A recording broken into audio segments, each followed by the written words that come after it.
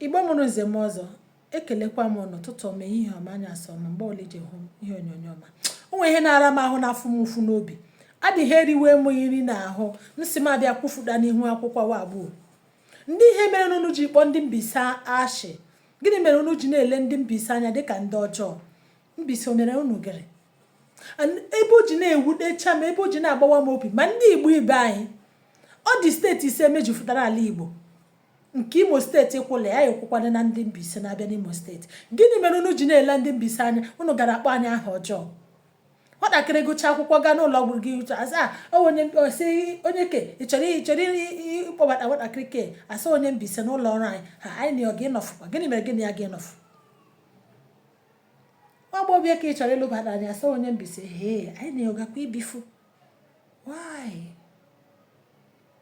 Nwokorobịa ka ebe ji ịlụ nwa ma a sị dọwa onye Mbaise, mụ na ọgakwa ịgọfụ ọgọ Mbaise ke ndị otachi agọghị ke. Ndị ihe mere nụ, gwa m otu mkpụrụ ihe gaa na ngalaba okwu, gwa m otu mkpụrụ ihe mere na-eji akpọ ndị Mbaise ahụ ọjọọ.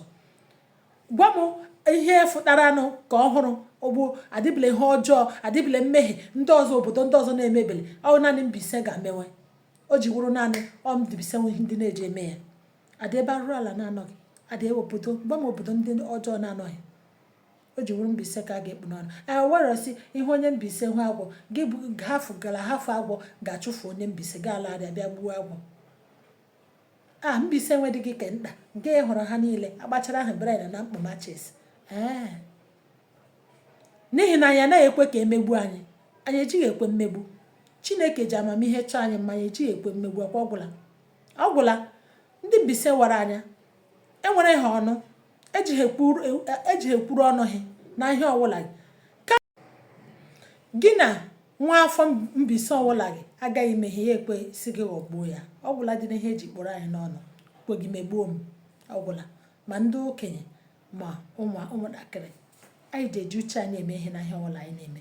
Anyị wara anya oshi na chi ụnọ hafụ anyị. Adịbụla ihe ọjọọ m hụrụ na merenụ na-emekpebere na obodo ndị ọzọ. Gị nwaleghe m anya gbuo na obodo gị na vileji gị ndị ka unu adịghị ndị ọjọọ na ya ahụchaghị ndezi omume.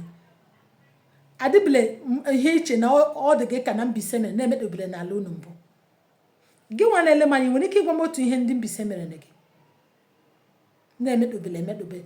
O ji na otu aka arụta mmanụ ya ezuo ha ọnụ. Unu kpụbiri ndị Mbaise n'ọnụ, adịghị ihe ndị Mbaise mere unu.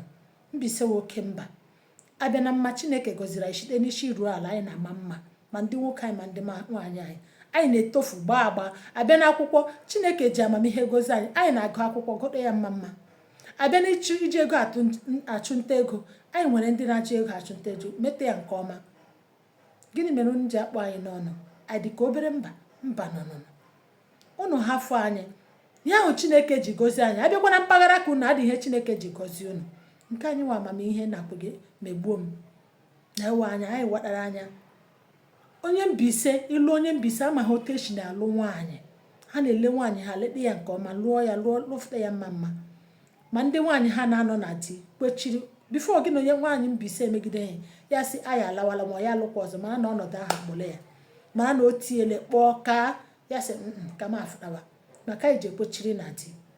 Ọnụ hafụ anyị biko. Ọ bụrụ na iwe onye Mbaise na-ahụ olu m, tiri maka na akara ịhụnanya tụsaa ozi a. Adịghị ihe anyị waiwu ndị oke mba ndị Chineke gọziri agọzi. Gwa m otu nkwufuru ya gbuo, ọ fụọla m n'obi. Ọ ka kwa nwanne gị nwaanyị onye Zinihite Ọnịcha mmiri ọmụkwu precisely Ụmụagụ Obidi Ugwu Akpụ Ekwere Eke. Taa ọwanyịwa. I'm proud of my village. Awụ nwa afọ Mbaise. Ọwụ na iwe onye Mbaise, tụsara nwanne gị nwaanyị ozi a ka olu anyị ruo na mba ndị ọzọ, karịsịa ụmụnna anyị ndị niile na-asa anyị Igbo wotu, mana ha gaa na atụwụrụ ọnụ Mbaise emekweke, Mbaise emeghị ike. Gaa ka okwu a tụsa ya, ka okwu a baa ha ntị. Anyị wee oke mba, ejighị ekpuchi ide anyị nga ọla anyị. Ndewo.